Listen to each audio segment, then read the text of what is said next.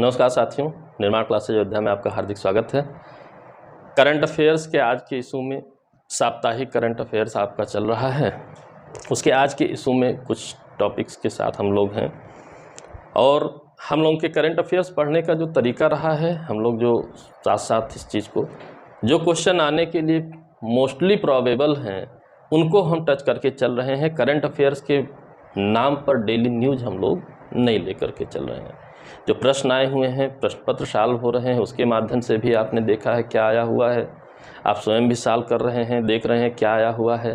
तो बहुत सी चीज़ों की जगह हम ये चर्चा करते हुए चल रहे हैं कि कोई भी प्रश्न आ रहा है तो उसके पीछे छिपा हुआ हिडन फैक्ट क्या है जिसकी वजह से वो मोस्ट इम्पॉर्टेंट बनता है। तो उस चर्चा के साथ हम लोग आगे बढ़ रहे हैं। अगली सीरीज में आज हम लोग देखते हैं क्या है। एक डेट इम्पॉर्टेंट है, ये पूछी जा सकती है आपसे, 8 दिसंबर 2021। ठीक है, डेट भी आप जानते हैं कि कई ऐसी डेटें होती हैं जो पूछी जाती हैं। तो क्यों पूछी जाती हैं, कारण भी समझ में आता है। सभी चीज़ की डेट नहीं याद करनी है और कुछ ऐसी डेट हैं जिनको छोड़कर नहीं चलना है। घटनाक्रम, मीडिया कवरेज, आप तक पहुंचने की जो उस खबर की दर है, रेट है, वो निर्भर करता है कि आपका प्रश्न किस प्रकार से क्या पूछेगा। 8 दिसंबर 2021 इसलिए चर्चित है कि इस दिन दुर्घटना हुई थी। क्या हुई थी? दुर्घटना हुई थी, जिसकी वजह से बहुत चर्चित तारीख बन गई। क्या दुर्घटना हुई थी? Mi-17V5 हेलीकॉप्टर है। अब यह हेलीकॉप्टर का नाम भी आपका प्रश्न है। Mi-17V5 हेलीकॉप्टर है, मॉडर्न हेलीकॉप्टर है। ये दुर्घटनाग्रस्त हो गया और इसकी दुर्घटना इतनी ज़्यादा चर्चित क्यों रही? First chief of defence staff, एक नया पद भारत सरकार द्वारा बनाया गया है। जो प्रथम हमारे chief of defence staff CDS थे, जनरल बिपिन रावत जी, वो अपनी पत्नी और 12 अन्य सैन्य कर्मियों के साथ उस दुर्घटना में उन सभी की मृत्यु हो गई। बहुत दुखद रहा, पूरा देश शोक में डूब गया। हर एक व्यक्ति के पास यह न्यूज़ थी। तो जब इतनी इम्पॉर्टेंट न्यूज़ थी तो वो तारीख भी आपकी इम्पॉर्टेंट है, इसलिए यहाँ पर डेट भी लिखी हुई है 8 दिसंबर 2021। ठीक है, जनरल बिपिन रावत प्रथम CDS हैं, चीफ ऑफ डिफेंस स्टाफ हैं। 1 जनवरी 2020 को इनको नियुक्ति हुई थी और उससे पहले जस्ट पहले वो थल सेनाध्यक्ष थे 31 दिसंबर 2019 तक। यानी कि 31 दिसंबर को थल सेनाध्यक्ष से रिटायर हुए और 1 तारीख को दूसरे ही दिन CDS बन गए, भारत के पहले चीफ ऑफ डिफेंस स्टाफ बन गए। उनकी मृत्यु हुई तो जाहिर सी बात है, इतने इम्पॉर्टेंट व्यक्ति की मृत्यु हुई है तो वो तारीख भी इम्पॉर्टेंट रहेगी, वो हेलीकॉप्टर भी इम्पॉर्टेंट रहेगा और भी घटनाक्रम इम्पॉर्टेंट रहेगा। उनके इस हेलीकॉप्टर ने सुलूर स्टेशन, जो कि कोयम्बटूर तमिलनाडु में है, वहाँ से उड़ान भरी थी। सुलूर स्टेशन कोयम्बटूर तमिलनाडु में है, वहाँ से उड़ान भरी थी। कहाँ जाने के लिए? Defence services staff college, Wellington, Tamil Nadu जाने के लिए। अब ये डिफेंस सर्विसेज स्टाफ कॉलेज, जैसे आपका NDA पूछता रहता है, हर पेपर में लगभग पूछता रहता है NDA कहाँ है, तो आप देहरादून चुनते हैं, वैसे दसियों बार यह प्रश्न भी आया हुआ है। यानी कि ये GK का एक जनरल क्वेश्चन भी है, इस बहाने भी इम्पॉर्टेंट हो गया है। तो निश्चित तौर पर पूछा जाएगा डिफेंस सर्विसेज स्टाफ कॉलेज कहाँ है? वेलिंगटन, तमिलनाडु में है। नीलगिरी पहाड़ियों के आसपास ये कॉलेज स्थित है। भारत के सबसे प्रमुख इंस्टीट्यूट्स में से ये भी है, मोस्ट इम्पॉर्टेंट है, पहले से भी आता रहा था। इस घटना के बाद फिर से चर्चा में है, इसलिए और ज़्यादा इम्पॉर्टेंट है, तो इसे आपको ध्यान रखना रहेगा। अगले प्रश्न की ओर आते हैं। INS खुखरी, आप देख रहे हैं लगातार करंट पढ़ते समय टेक्नोलॉजी के क्वेश्चंस आपके बढ़ते चले जा रहे हैं। मिसाइल्स के, युद्धपोतों के, सैटेलाइट्स के तमाम प्रश्न बढ़ते चले जा रहे हैं। और प्रश्नों को भी अगर देखा जाए, पिछले किसी भी साल का कोई भी प्रश्न पत्र उठा करके देख लीजिए, मिसाइल, स्पेस या आप सीधे कहिए स्पेस टेक्नोलॉजी से लगातार आपका कोई ना कोई प्रश्न आ रहा है, एक से अधिक आ रहे हैं। इसलिए ध्यान से अलग लिस्ट बनानी जरूरी है। आप अलग से भी कर सकते हैं, तो आप उसको अलग से करते रहिए।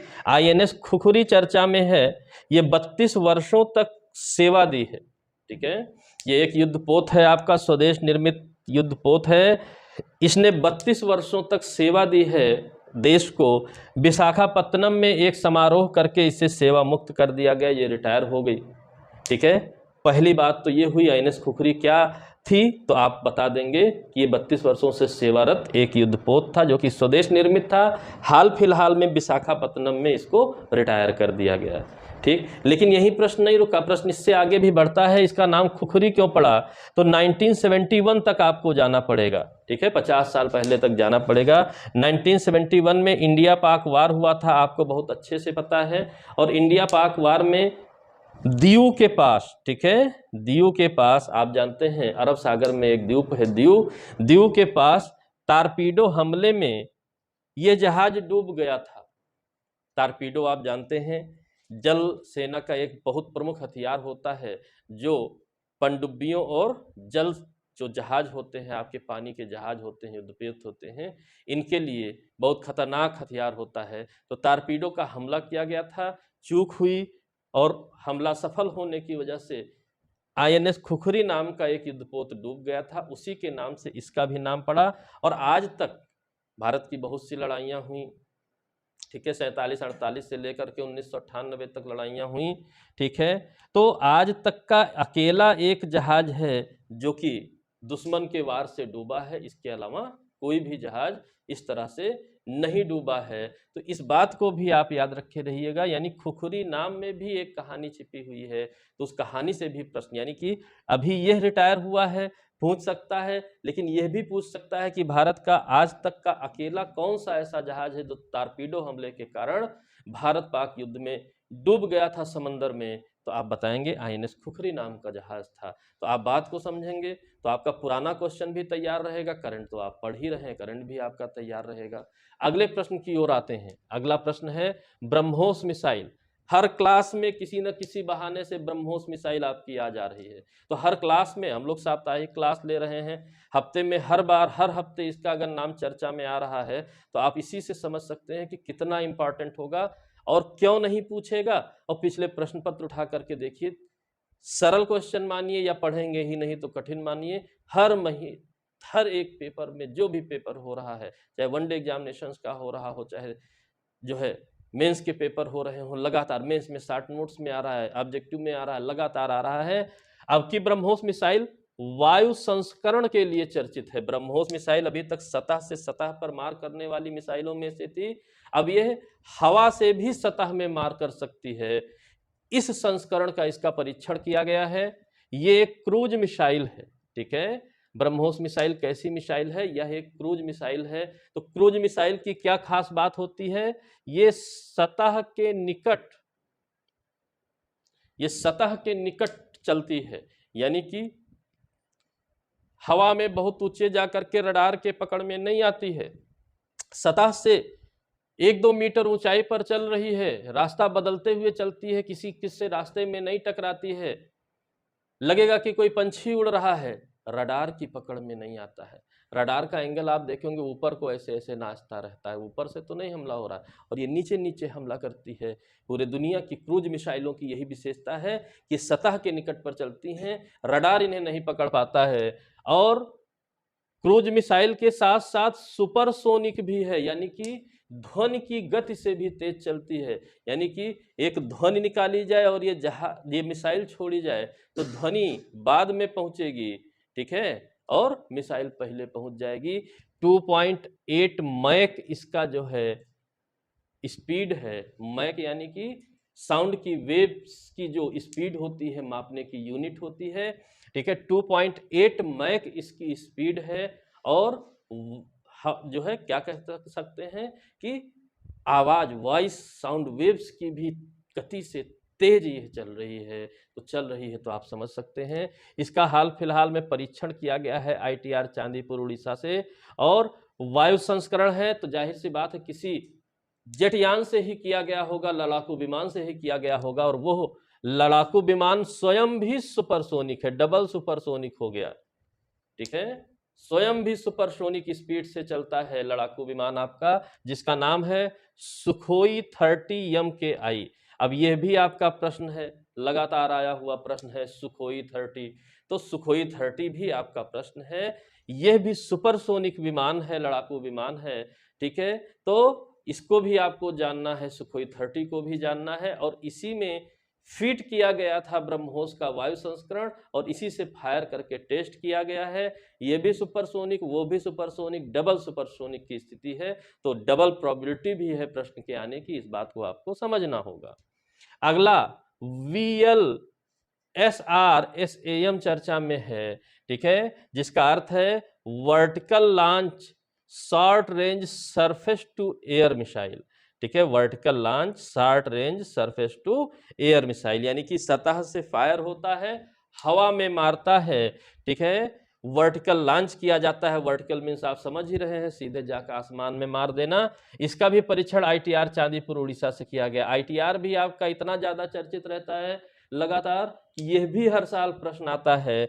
और यह जो आपकी अभी इसका नामकरण नहीं हुआ है, ठीक है, अभी इसको हम इसी तरह टेस्ट कर रहे हैं, स्वदेशी है, DRDO द्वारा निर्मित है, ये आकाश में ही लक्ष्य को ध्वस्त कर देगा, ठीक है, जो भी लक्ष्य रहेगा, टारगेट रहेगा, दुश्मन का विमान हो सकता है, दुश्मन का जेट यान हो सकता है, कुछ भी हो सकता है, आसमान में ही ध्वस्त कर देगा, जमीन पर लाने की जरूरत ही नहीं है, आर पार की लड़ाई लड़ेगा।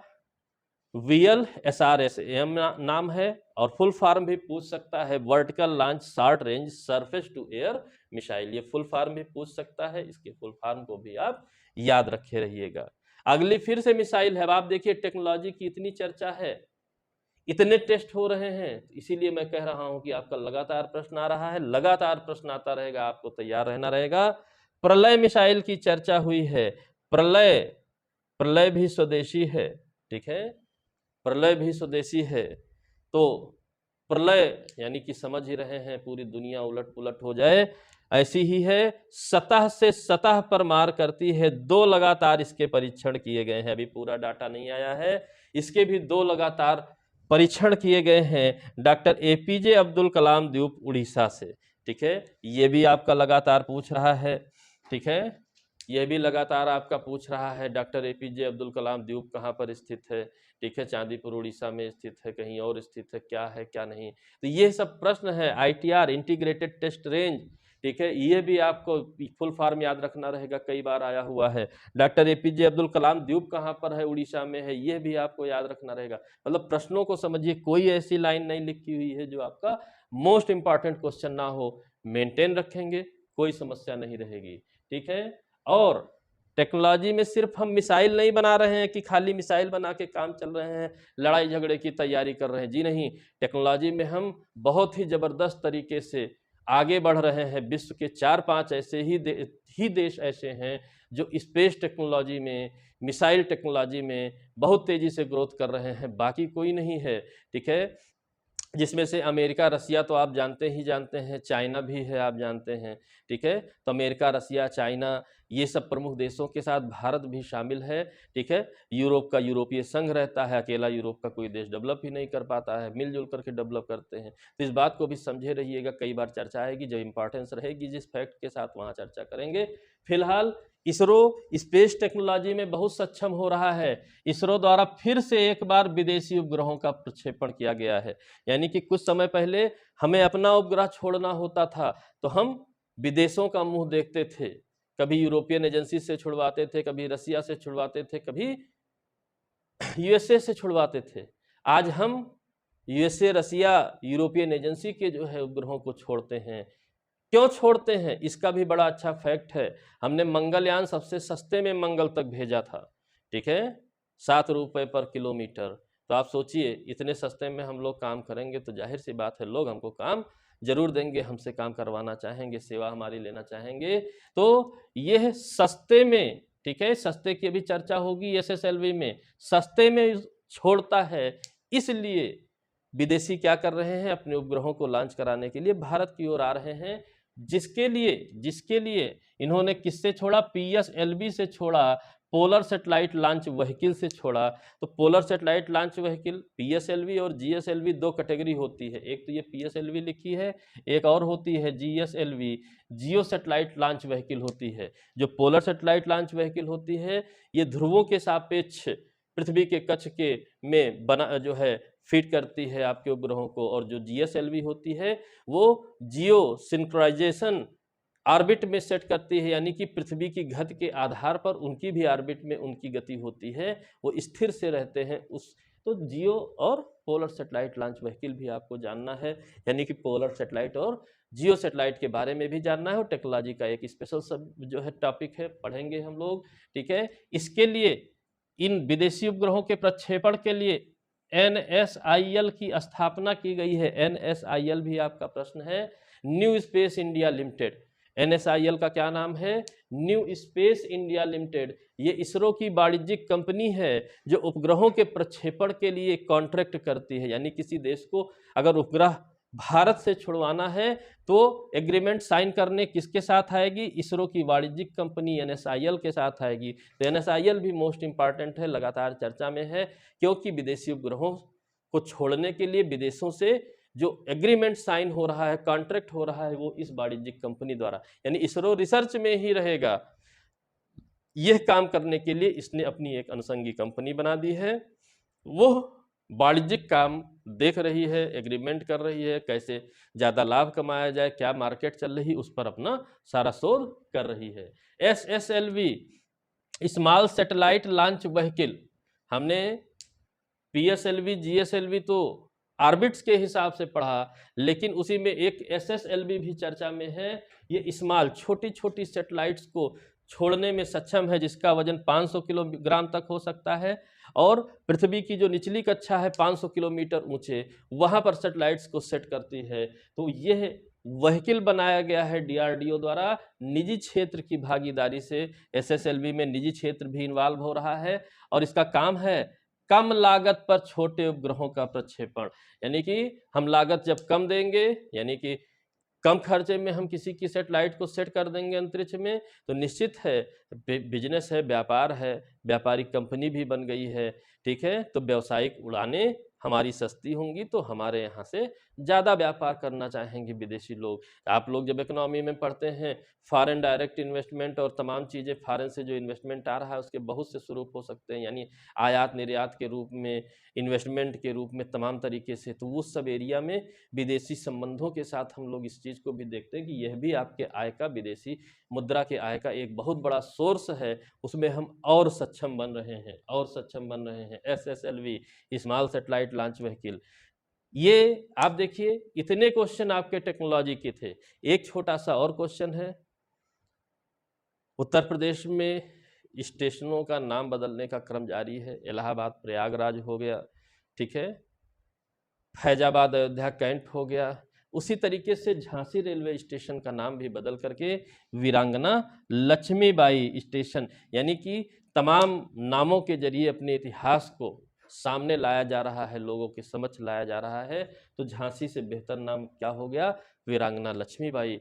रेलवे स्टेशन नाम रख दिया गया है, झांसी उनकी पहचान, झांसी की पहचान उन्हीं से है। तो ये बात आप जाने रहिए कि वीरांगना लक्ष्मीबाई स्टेशन नाम रखा गया है। तो ये आपके प्रश्न थे, ठीक है, यानी कि एक दुर्घटना, फिर इसके बाद से आपका डिफेंस से रिलेटेड, स्पेस से रिलेटेड, टेक्नोलॉजी, और एक छोटा सा क्वेश्चन नाम बदलने से लेकर के वीरांगना लक्ष्मीबाई।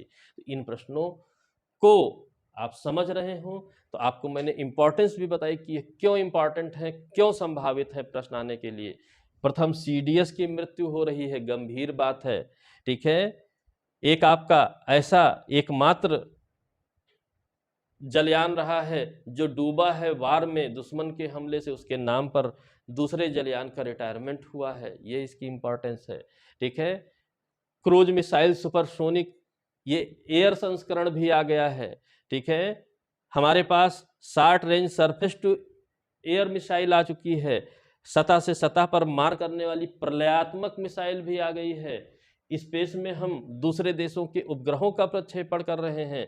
छोटे उपग्रहों के लिए SSLV नाम का एक नया लॉन्च व्हीकल हमने बना लिया है। अब इससे ज़्यादा इंपॉर्टेंस क्या लेंगे, आपको भी पता है कि यहाँ से प्रश्न 100% श्योर है, आने ही आने हैं, आने ही आने हैं। और वीरांगना लक्ष्मीबाई स्टेशन का नाम बदला है, ठीक है।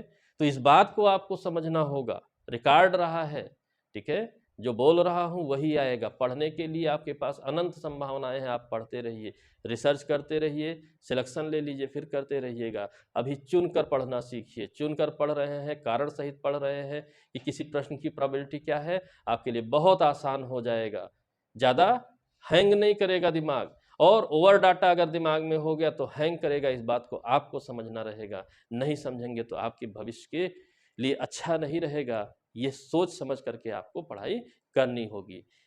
आशा करता हूँ वीडियो पसंद आया होगा। वीडियो पसंद आया हो लाइक कीजिए, शेयर कीजिए, सब्सक्राइब कीजिए। जिन लोगों ने चैनल को सब्सक्राइब नहीं किया है वो सब्सक्राइब कर लें, बेल आइकन दबा दें, ऑल पर क्लिक कर दें ताकि आपको नोटिफिकेशंस मिलते रहें और आपके करियर से रिलेटेड, करियर ओरिएंटेड आपके ये क्लासेज हैं, ये वीडियोज़ हैं, ये मनोरंजन के लिए नहीं हैं, ये ज़िंदगी के मनोरंजन के लिए हैं कि ज़िंदगी ही मनोरंजनमय हो जाएगी। मोबाइल पर मनोरंजन करने की ज़रूरत नहीं पड़ेगी अगर आप सदुपयोग करेंगे। इसी आशा के साथ बेहतर लगा होगा। अगली करंट के क्लास के साथ अगले वीडियो में मिलूँगा। तब तक के लिए जय हिंद, जय भारत, धन्यवाद।